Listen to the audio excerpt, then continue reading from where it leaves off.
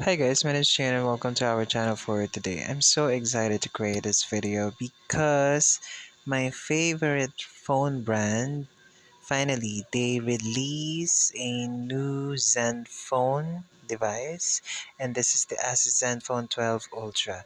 So guys, ang gagamitin kong photo here is from my favorite tech website which is the noipgeeks.com. So guys, visit their website kung gusto nyo makareceive or makatanggap ng new news about new devices or gadgets. Okay, so let's try to check the specification of this device.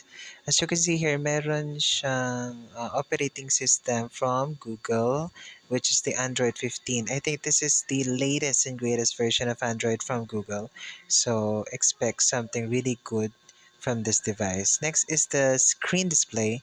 6.78-inch Full HD Plus LTPO OLED with 144 Hz refresh rate. So the screen is really good. Okay, next is the processing or the processor.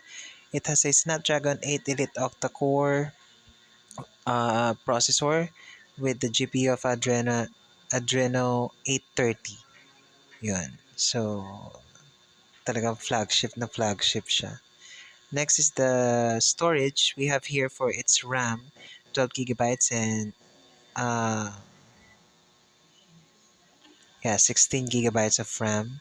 And for its memory, we have 256 gigabytes and 512 gigabytes of internal storage. Very generous amount of memory. Next is sa camera. Meron siyang 32 megapixel front camera or selfie camera. Maganda rin yung mga devices ng Asus sa selfie, which is really good. Next is the main camera, 50 megapixel.